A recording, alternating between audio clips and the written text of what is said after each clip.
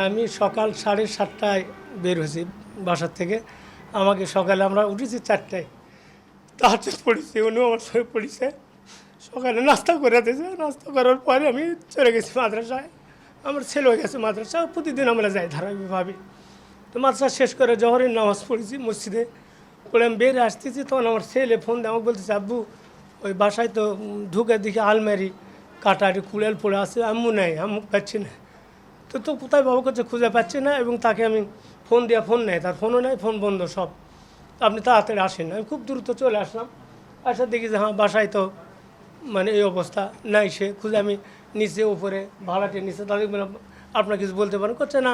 এক ভাড়াটে বলে সে নিচে 10:30টার দিকে ওই বাইরে গেছিলো, আসছে, আমরা দেখেছি বাসায় সে ছিল 12টার দিকে, পরে 12টার পর্যন্ত দেখছে তারা বাসায় ঢুকেছে আর কি। তো এতটুকু আমি ঢোকার পরে তখন চারিদিকে কোথাও খুঁজে কাউকে পাচ্ছি না আর কি, সেও নেই। আমার তখন টেনশন হচ্ছিলো। তখন আমার ওদের ছেলে, আমার ভয়ের আত্মীয়, আশপাশে যারা আছে 10-15 জন সব চলে আছে। খোঁজাখুঁজি করতে করতে কোনো এক পর্যায়ে যখন কোথাও পাচ্ছি না, তখন ওই আমার ছেলে আর একটা ছেলের সঙ্গে কে যেন তো ওই ফ্রিজ আলোক করেছে আর কি। ফ্রিজ আলোক করে মানে কোথায় খুঁজতে তন্ন হয়, অর্থাৎ ওই ফাঁকিটাও আলোক করেছে, করার পরে মানে তাকে ভিতরে মানে কুঁকড়ি হ্যাঁ নিচে আছে। তখন তো ওরা চিকরে উঠছে, যেখানে আছে তাড়াতাড়ি আসেন। তো আমরা মুরগি বোধহয় জীবিত আছে, আমরা খুব কষ্ট করে তারা বের করে ধরে নিয়ে আমরা হাসপাতালে নিয়ে গেছি। হাসপাতালে চেক টেক করার পরে বলতেছে না মারা গেছে। এটা আমার ধারণা, যতটুকু আমার ধারণা সেটি হলো, আমার এখানে অন্য বিশাল সম্পদে আমার আলমারিতে কিছু স্বর্ণ ছিল, 7 থেকে 8 ভরি স্বর্ণ আর কি। আমার ফ্যামিলি মাঝে মধ্যে বলতো যে তুমি স্বর্ণগুলো বাড়িতে রেখেছো, আমার এলে যেন ভয় হয়। আমার মনে হয় কোনো দুষ্কৃতি ডাকাত এই সুযোগে মানে ঢুকে নিতে চাচ্ছে ওগুলো, কিন্তু এই চাবিটা দেয়নি। এই চাবি এক জাত লুকাত হচ্ছে, চাবি মনে হয় দেয়নি, না দেওয়ার কারণে ওই আলমের চোট আছে, কিন্তু আলমেরা শক্ত হওয়ার কারণে মানে ভাঙতে পারেনি। তখন সে চাবি দেয়নি, যার জন্য আক্রোশ করে তাকে হয়তো এখন পেশাই হোক যেভাবে হোক মেরে ফেলছে, এটাই আমার ধারণা। আমি এখানে দাবি, যেহেতু আমি কিছু জানতেছি না, আমার কোনো দাবি কিছুই নাই।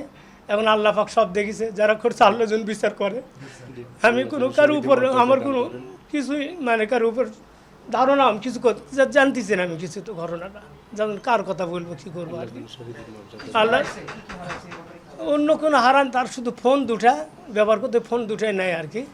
আর তেমন নেওয়ার মতো কিছু আমার আলমারি যদি খুলতে পারেন, আলমারি কিছু স্বর্ণদানা ছিল সেটা আছে আর কি। এগুলো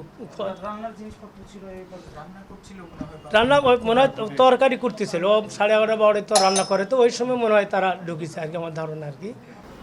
তেমন কিছু চাওয়া নাই, যে করছে আল্লাহ আছে বিচার দেব। আর আমাদের আল্লাহ যেন শহীদ মর্যাদা দান করেন, মাকে জান্নাত নসিব করেন। যারা করেছে তাদের শনাক্ত করে আইনের আওতায় আনা হোক। আইনজীবীরা আমাদের আছেন, আইনের লোকজন আছেন, তারা চালাচ্ছে সেই অভিযান চালাচ্ছে অভিযান। তো ওনারা করুক, আর কারোর সাথে যেন এরকম না হয়। আমার নাম সাদ বিন আজিজুর রহমান।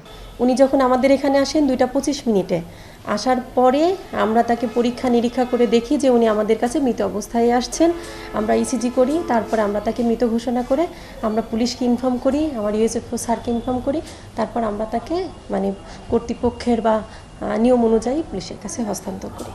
আচ্ছা, আমরা প্রথম ইনফরমেশনটা পাই হচ্ছে হসপিটাল কর্তৃপক্ষের কাছ থেকে। ওনারা আমাদেরকে জানান যে এরকম একটা ব্রড ডেট আর কি, নিয়ে আসার পথে মারা গেছে, এরকম একটা বিষয় জানান। এই সংবাদ প্রাপ্তির পর আমরা যাই হচ্ছে হসপিটালে যাওয়ার পরে মৃতের যিনি হাজব্যান্ড, ওনার সাথে কথা হয়।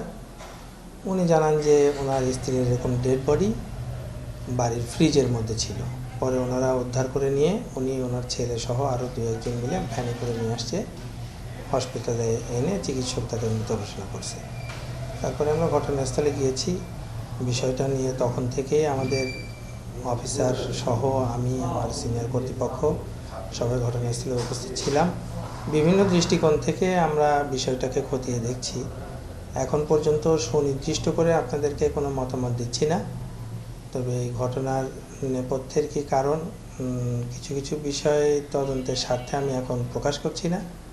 নেপথ্যের কারণগুলো সুনির্দিষ্ট হওয়ার পরে এটা জানা যাবে। আর মৃতদেহ উদ্ধার করে ময়নাতদন্তের প্রক্রিয়া দিন।